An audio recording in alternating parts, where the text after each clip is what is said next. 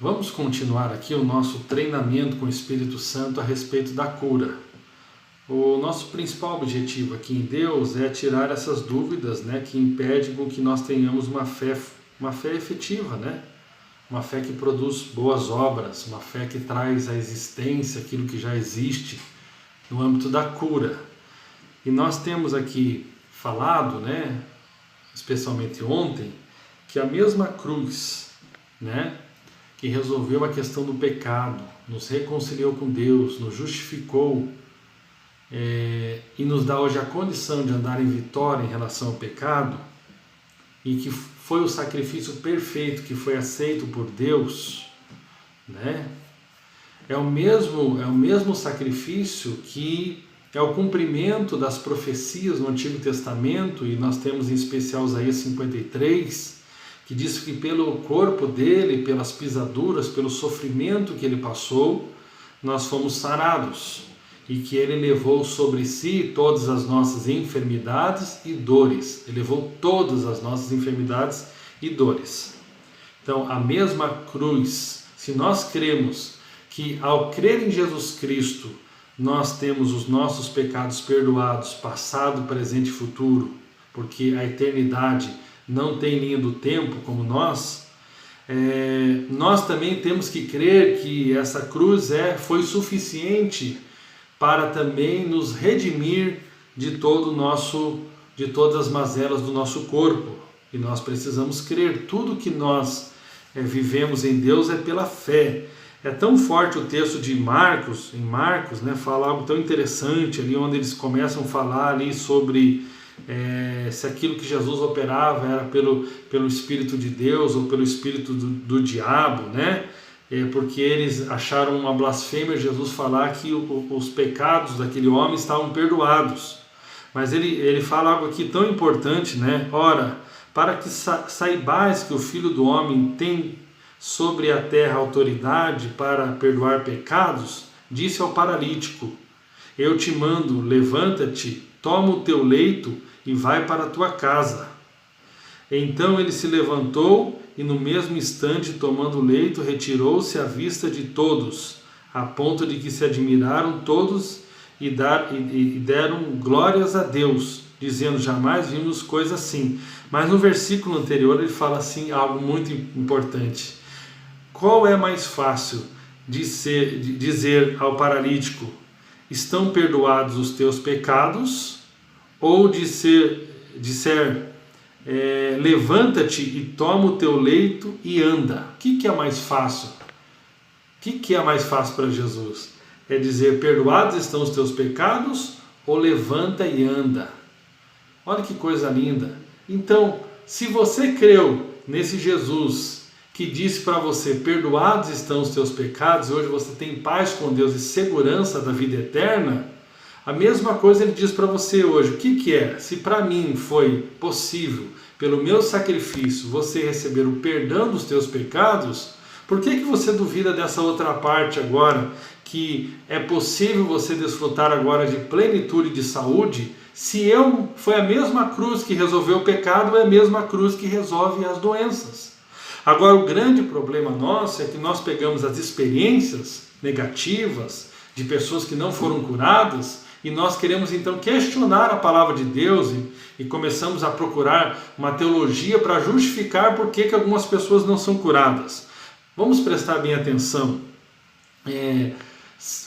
Se nós formos usar por base as experiências das pessoas, nós então não podemos crer 100% que a cruz é suficiente para dar poder para as pessoas viver livres do pecado. Nós não podemos crer nisso. Por quê? Porque nós conhecemos irmãos, pessoas, que elas não andam em vitória sobre o pecado. Agora nós vamos basear nossa fé na experiência das pessoas e naquilo que Deus diz. Nós sabemos que muitas pessoas não vivem em vitória sobre o pecado, enquanto elas têm o direito de viver em vitória sobre o pecado. Assim como muitas vezes nós não estamos vivendo em vitória sobre a doença, E essa primeira vitória sobre a doença é vitória interior, é uma convicção de fé no coração antes de se manifestar no exterior.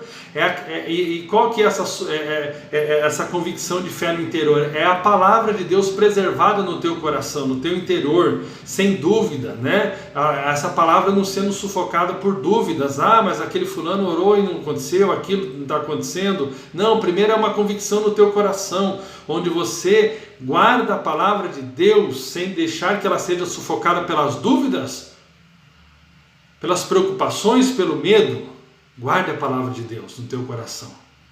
De tudo que se deve guardar, guarda essa semente de Deus no teu coração. Não torne as experiências negativas das pessoas base para a sua fé e base para a minha fé. Permita que o Espírito Santo hoje te convença pela palavra dele que Jesus, o mesmo Deus que nos salvou do pecado, que nos justificou na cruz, é o mesmo Deus que levou sobre si as nossas enfermidades e dores. Abrace no teu coração essa verdade, em nome de Jesus. Você é curado para a glória de Deus.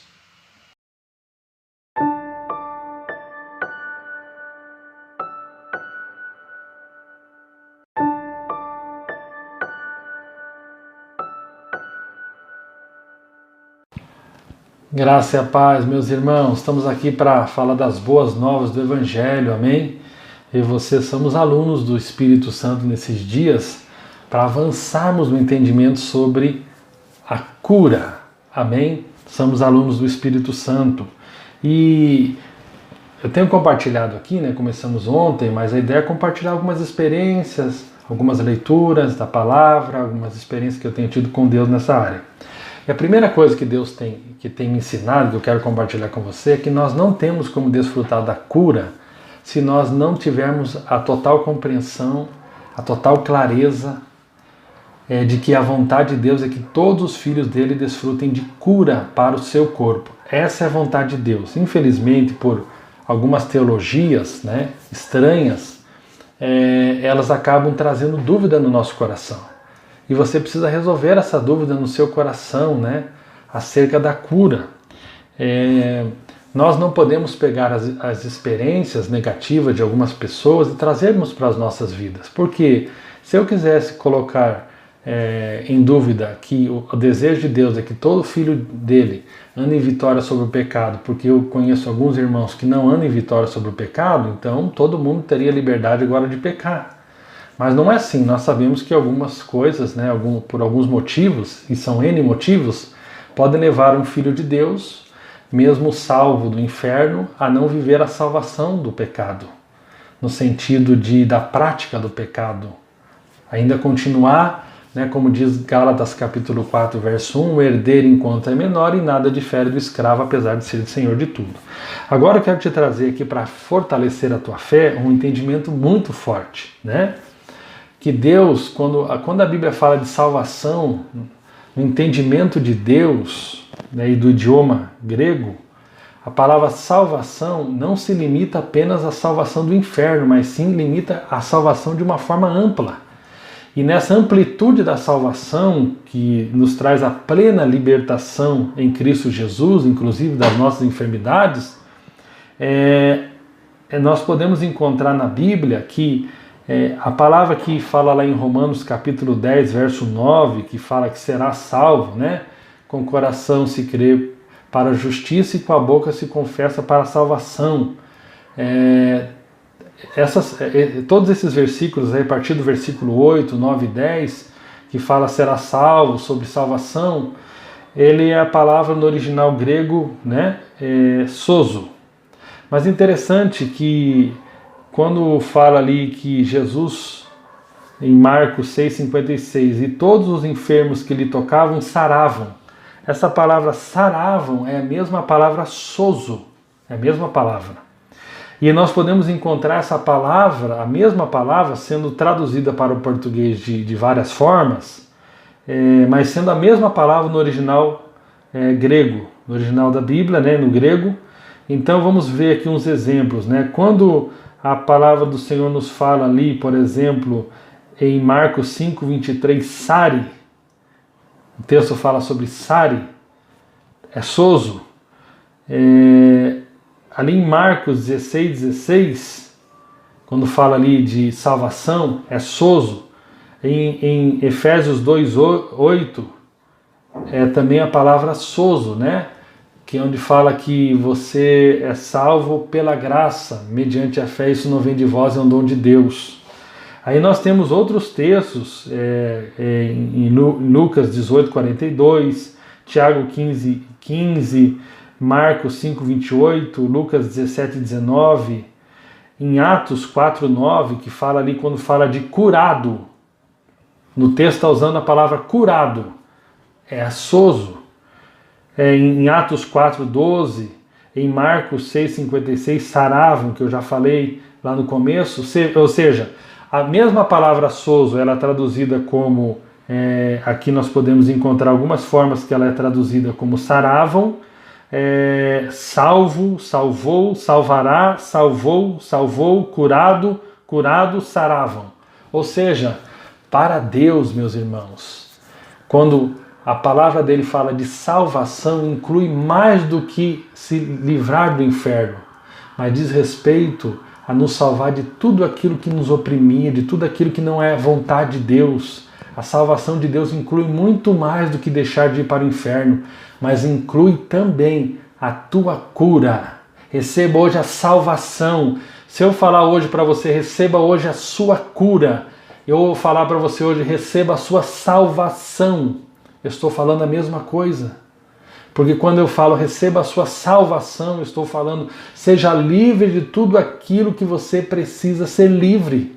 Seja livre de tudo aquilo que não tem nada a ver com a vontade de Deus. Então creia. Quando nós cremos que Jesus é o nosso Salvador, não é apenas do inferno, mas Ele é o Salvador também para o nosso corpo. Afinal de contas, o Espírito Santo hoje reside no nosso corpo. O nosso corpo, então, é templo do Espírito Santo. O nosso corpo foi comprado por bom e alto preço.